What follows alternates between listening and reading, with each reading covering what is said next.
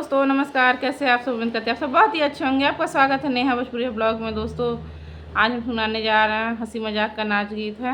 कैसा लगेगा कमेंट करके ज़रूर बताइएगा। अगर हमारे चैनल पे आप नए हैं तो लाइक से सब्सक्राइब जरूर कीजिएगा और कमेंट करके ज़रूर बताइएगा कि हमारा ये वीडियो आपको कैसा लगा। देखिए दोस्तों, बहुत ही धमाकेदार है। बहुत मेहनत से बना रहे हैं। देखिए आँख में इन्फेक्शन हो गया, चश्मा लगा के बना रहे हैं। चलिए सुनाते हैं ये गीत।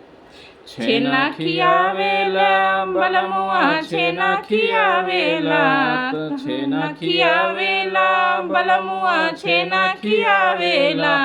हमके कुछ हो न ले आवे सवत के छेना खियावेला। हमके कुछ हो न ले आवे सवत के छेना खियावेला। हम त बितावतानी फटही लुगरिया, सवतिन के लेत बाड़े बनारसी साड़िया।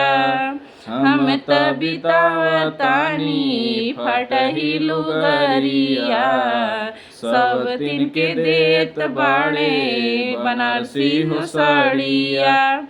मेला घुमावेले सवत के मेला घुमावेले, मेला घुमावेले सवत के मेला घुमावेले। हमके घर ही में नचावे सवत के मेला घुमावेले। हमके घर ही में नचावे सवत के मेला घुमावेले। छेना खियावेले बलमुआ, छेना खियावेले, छेना खियावेले बलमुआ, छेना खियावेले।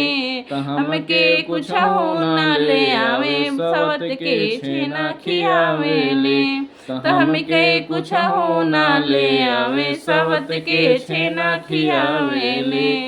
ढेर दिन से मेकअप खत्म, टूट गई चूड़ी। हमके छोड़ बहरे खाले बासी पूड़ी। ढेर दिन से मेकअप खत्म, टूट गई चूड़ी। हमके छोड़ बहरे खात बासी पूड़ी।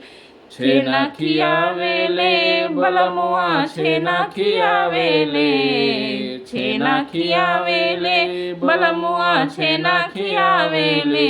हमके कुछ हो न ले आवे सवत के छेना खियावेले। हमके कुछ हो न ले आवे सवत के छेना खियावेले।